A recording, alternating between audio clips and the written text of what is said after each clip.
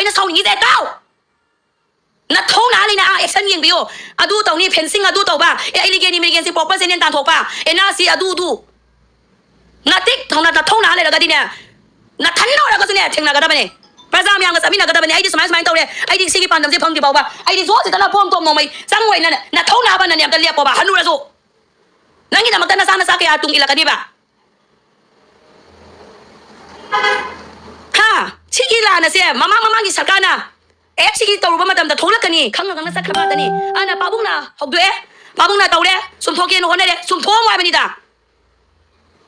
maya yaw da ban nong sama gum na lei sakhi ba dia roi ba khanga ba na thona do action yengo ina kai action no nangi ko ni yen du se kai action no ba ko ni yen du se resign ka ba action du ra ba na than do su ne thokla ka da ba ti na than do su ne thokla ka da ba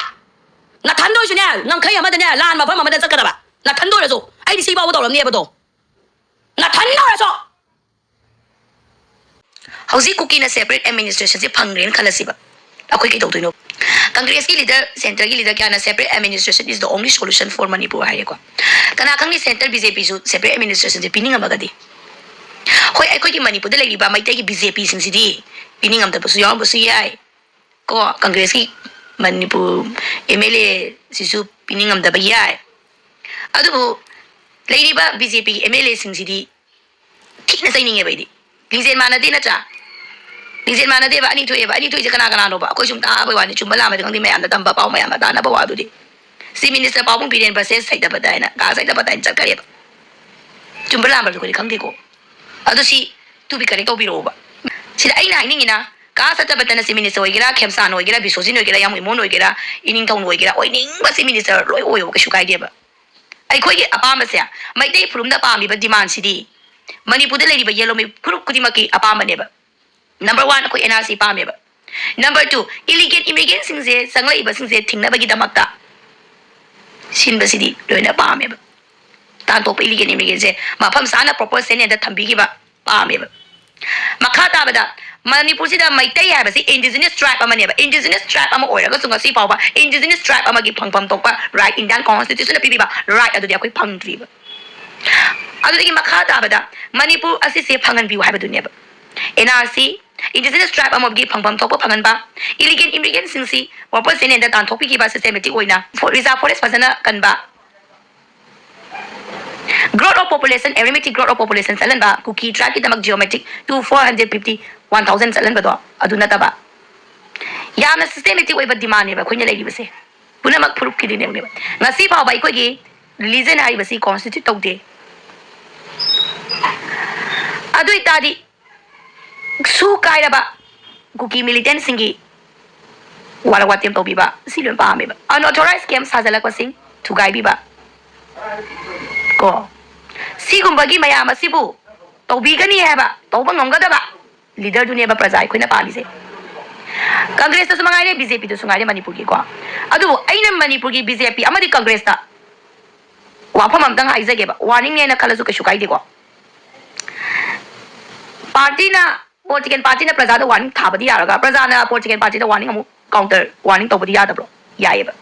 kai warning lai ba taraga di hari ba asi gumla ba aina haiba da criteria ko akoi gi fencing sing kai adegi illegal immigrant ma'am se walam da bayai ko adu bu common aspiration lai ba indigenous tribe kudi maki Manipur gi common aspiration lai ba point ne putok sari se asi wa ma'am se tauba ngamoi da bo oita da di Manipur da gi amuk hana Thambal Sathanba Manipur da amuk hana khubak se lenda ba Congress amadi BJP se boru pakna mutat ba mutat ka da bane si praja ko na wakan tamina se ba insan bagi wana te ba sidi ai wakan na lai ga da bane ba ai khoi na masida ma khoi ki political center ki political gain phanga ba ki damak ta Manipur da lai ba MLA mantri BJP na Manipur da lai ba MLA Congress na thei ba do thei bai wa bi ki wan to ki ba kai wan to lai ki ba ai khoi se indigenous tribe ni mai tai se ngasi ba wa indigenous tribe ma ki phang to ba ko de kai phang gai ai ko ki religion sana mai constitute to lo ai ko ki phang to ba education to ba any phang to ma ra thang ba ba illegal immigration proper sen da thambiu hai ba ne ba Manipur ki land resourcing je ma pham sana protection to bi hai ba ne ba mo ki tham wai ki mami ba jala da tiger road jama road phong to ba ba ada ne thola se ko iso Kangla di na kadang mauna PLA ki thong la se adudi Kangla de ki na sengmai ba ba Aramai King on the Tonga. Ada di kang adi na mo lang ba wala iwi lagi thong kasi yang no ako jadi pari ba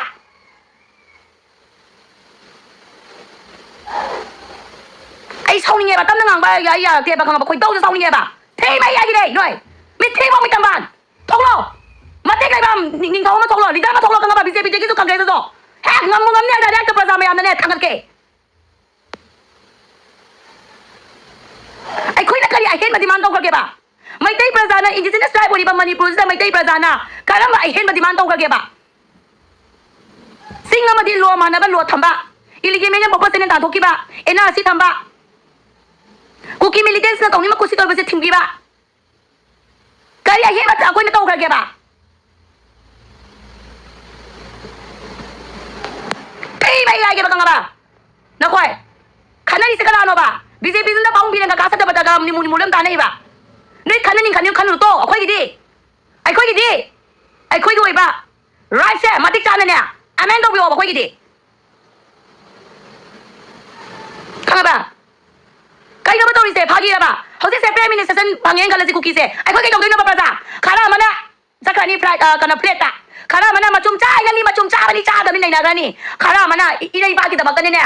no mai pa ga lan theng na ga ni khara mana ne ai sok to lo ne na ko da ni loi de da et bas sabas Lawyer sila lawyer. Sila lawyer. Pia. Kui thogi pia. Kui de pia sana ba. Long thok de wani. Kui de di factory minister sen do ba. Ngasi thaza leiba sentence boss. Kari kita makam India largest democracy gori ba mana. Mai countries democracy phangda ba state sing da democracy matik chana apply kauna ba di hona daga mi Myanmar gi janta military le jabu da mana democracy phangna ba ne na kuki gi PGF to use toraga kabo beli loksan ba Manipur de le ba na haro beli iwi le kari kra le ba ke wa ke le ba de ha ko na ba hona ri ba da ka akoi na ma si da la khong da India ga ba mi kuki gi mi chang mi di PGF kuki to use to ri ya da kabo beli loksan ba mai de na haro ha ko na ba gi na ma ka ne mi di ne si jin ri ye mi si jin ne mi gi ta men kan di sa le lam ga ni mi di chang la ka ni ba Kaya mati makai yung natangian ba to sara no abani ba ko gi Manipur gi BJP ebe ting sei tan na sara no abani dei Masih noi masih nung ngasi bu huna ba liatri ba huna ro hatong na ro I masih so hatong na ra se ko sen kai group ba am na sen kai lo kes pasal laga ne hatong na ra I masih to ano koi kan political party no ko sira huna ro adi praza ko na tane machum chai chai na ngang na ra se khanga ba sa ba gi to ma ne lo sangi ba na ba ne to ma na thangai se na pelatre ba khanga ba pelatre ba Sige Manipur da thaza leba sentence boss khalas na pia la kira la gira si leba sentence boss kana lo solution lo ye ka sunate mi ko bhavana te goblam ne laksan da sai na ga india ga lan to ba gi se lema khangna ba nga tani madu na north east Manipur da sukma kuki ga mai te ga lan ha bi na ma da ma ko na sentence boss thaza le ba lan pha mo ju ge khoi se khanga ba lan pha ma da khoi gi ba indigenous tribe apik ba puro naga du apik ba puro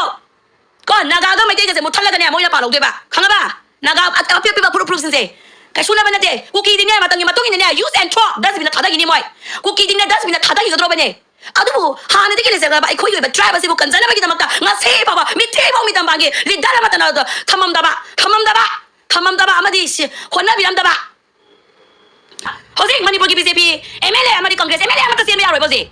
kayam kai gi ba ina se kam kai ya shobe oge ba no koi mu na ga mu no oi ni ngoi ba se minister do akoi tu ma wa lo ge ba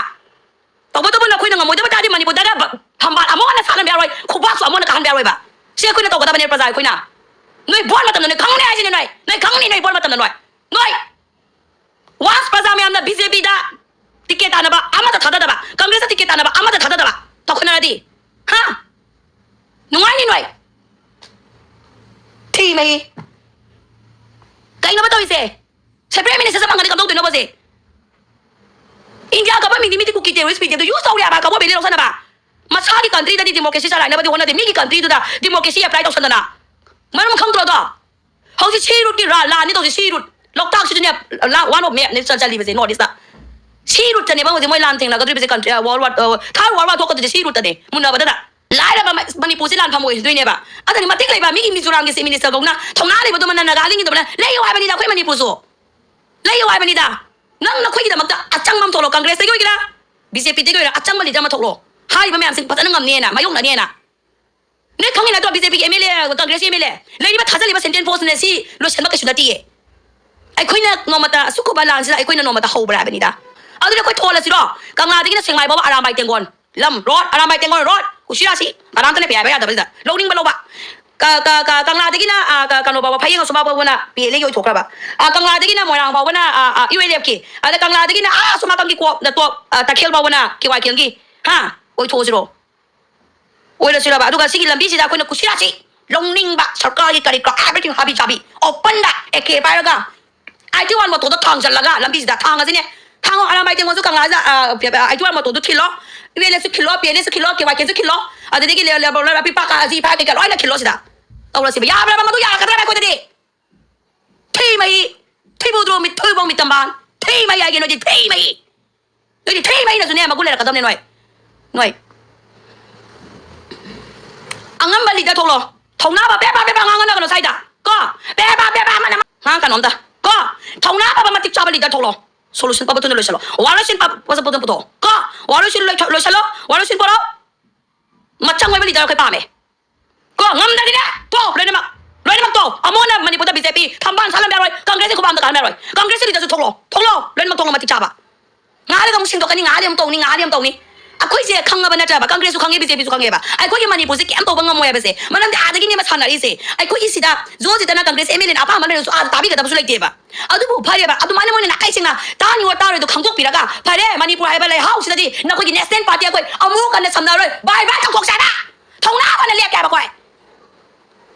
ทงหน้ามันคุยเรียกแกบ่เอาดูสุงามเด้น้าวันนี้ดีนะก็น้าว่าสาวสุสานเลยน้าป้ามสาวสุสานเลยหน่อยดีข้างล่างบ่เชียงนายแกน้าว่าสาวสุสานเลยน้าป้ามสาวสุสานเลยนู่นเนี่ยน้าว่าสาวก็น้าป้ามสาวก็สาวกับเนี่ยประชาชนคนนี้แกตรงได้บ่ที่ทุ่มหมดดีบ่คุยนะเอาคุยเนี่ยที่ทุ่มหมดดีบ่ข้ามานู่นเนี่ยลีดเดอร์น้าคุยเนี่ยน้าว่าสาวบังเกอร์น้าป้ามสาวบังเกอร์น้าคุยเนี่ยที่ทุ่มหมดนี่ไอ้คุยมาเส้นหาตรงนี้นั่งมาจุ่มใจชาเด้นักดูตัวอีนั่งกาตีตัวอีตัวคุยมาเส้นหลังเนี่ยนี่หุ่นอะไรเนี่ยคุยมาเส้นเด็กว่าคุยมาเส้นหาตุ้งเลยนี่นั่งมีเพลงในเย็นบ่เย็นกับบ่นั่งกินประชาแกมตัวนี้มีกินประชาชิงโง่ดูกูมาตัวอะไรมาแก่อันนี้คุยมาเส้นหาตุ้งเลยนี่ไอ้คุยมาเส้นดุมตาเอ็นสบายไปทางไอ้เส้นเนี่ยรู้ฉันนะก็สิทางไอ้เส้นดูตัวแกมนะนั่นแหละก็ไอ้คุยจริงๆจ้ามันนะไอ้คุยตุงกี้ยงบีกันเราตัวไม่ยากเด้ไอ้คุยตุงกี้มาตั้งมันมีปีหลังทอมจะก็ได้คุยกับสิเลรามอยสักล่างคงสัตว์ตัวทอมจะก็ได้คุยกับสิเลรามอยจุดไหนที่ตัวทอมจะก็ได้เนี่ยไอ้คุยกับสิเลรามอยไปเสียไอ้ต้องแกน้องมันต้องมากันดีกับสิไอ้นางเสียดีไปอีมาลวนกันนากินมาพร้อมแต่งางกันเลยเนาะงางพร้อมเลยไว้เต้าอีมาลวนจะกันน้ำเอาคุยงางนี่เสียกันนางงพร้อมเลยไว้เสียหมายต้องกินกันกับบ่อันนั้นทางไอ้สิ่งนั้นทำไมนักคุยเสียมาจุ่มซาบันเนี่ยดูตัวบันเนี่ยคุยมาเส้นหาตุ้งเลยก็political partyนักคุยชวนนักว่าสาวๆนักป้ามสาวๆตัวแล้วก็ที่ไม่ที่บุตรตาแล้วก็คุยจะเลยใช่ไหมทางไอ้เส้นนักคุยดูกันนักการเมืองเราเนี่ยมาดูตัวไปยังไงไอ้คุยสันทุยพี่นักการเมืองปักเมียประชาชนมาไอ้คุยลิงเซนมานักก็คนนั้นมีนาซีจังนั้นมีนาซีสิดาคุณกินอะไรชาวบ้านจะตกซีอามันคุณน่ะบางคนน่ะบ้านจะตกซีอามันหาตุ้งน่ะบ้านจะตกซีไอ้คุยชู political party คุยชูทองหน้าพาราเกะให้ไปกี่ตั้งตาบันดิฉันน่ะมันเล็กเสียบละ only 15 days ตั้งอะไรบ้างนี่กว่าแค่ที่อินเดียที่เซ็นทรัลอยู่เป็นตัวนี้เป็นลาลงสิดา minimum ไว้4 months กว่าให้เนี่ยดีสิบุบะจังก็ดีเสียด้วยนะไอ้คุยอยู่แบบ intern อยู่แบบเราเรียกเป็นสักสิดา15 days วันถามมาสิดามันนักขนาดบิวอะดูกันดิสิดาเราบิวบ่นักคุยเนี่ยสิดา last option นักคุยเนี่ยมาสิดาที่ไม่ที่บุตรมีตำบันประชาชนสู้ขณะวันไปเอาสุดสนุกอะดูกัน political party นักคุยจะสู้ที่บุตรที่ไม่ตำบันไปเอาสุดสนุกก็สุกายเด้อะดูกันสมัครกันได้ลิงเซนมานะรู้ได้บ้างมามีคนสู้ก็สุกายเด้ต้องมาเอามาเริ่มดำนุ่งชีวะมาซาตินุ่งชีวะมาเลยปังกุนุ่งชีวะไม่ได้มาปารีมามอมจ้ามาเลยแบบเสกเอาคนวันเดย์อะดูกี่พิบังดูลาบมาทำได้มาเริ่มดำนุ่งชีวะมาซาตินุ่งชีวะมาเลยปังนุ่งชีวะน้าปารีน้ามองกายดีอีกแค่นั้นเนี่ยกันบ้าเจนว่าฉันว่าเนี่ยไอ้น้องกันบ้าเจนว่าฉันกันเนี่ยดักเอาไว้ที่กันบ้าอาคีมาสุดเลยเด้พวกที่กันปารีนักคุยนะที่ไม่วันสุขสุขายเด้ประชาชนมาจุ่มใจชาดีนักขนาดตรงนั้นเลยก็สุขสุขายเด้อะดูมาเริ่มดำนุ่งชีวะมาจ้าที่นุ่งชีวะอัฐบนงซาไม่ติมาปารีมามองจ้ามาเลยแบบเสกให้น้องแกข้างบ้าให้น้องแกมาดูมังนั่นเลยนะเลยบางทีเราต้องการสิ่งพอมันนี่พูดสุดไอ้คุยแบบอิติฮัสมันกินเจนได้แบบเสกอิติฮัสที่ชิงเธอกินนะแบบวายหักสั่งนี่งานสุดไอ้หิ้งจุดปะมาสิ่งเอาไว้ฉันไอ้คนสิวะก็ตรงนี้คุยนะก็อยู่ทุบเต้าแต่บิวไอ้หนังสิ่งง่ายแบบไม่ทำเสียน้องตั้งน้องมาทีเนี่ยต้องปุ่นสิจุดไปเลยว่าโอ้ยสนุกพีซบุ๊กไอ้แบบเลยนี่ก็เอฟซีนั่นเลยแบบมาแค่เลยแบบว่าจะสนุกดูไอ้หนังสิ่งง่ายแบบสิเดี๋ยวบ้ายอกเดี๋ยวให้น้องกันดีกว่าลัวไก่ดูตัวเองนะดูปุ๊ไอ้หนังสิ่งง่ายแบบนี้มีอะไรกี่ character พิเศษมีอะไร complex กี่ character พิเศษเป็นในนั้นดีกว่าตัวนี้เป็น situation อะไรกี่ตัวนี้เป็นนักคุยไว้บ้า external กี่ไว้บ้า disturb อามาลากระโดดมาดูกีตาร์มันตั้งงานแบบนี้วารุบิกนุก็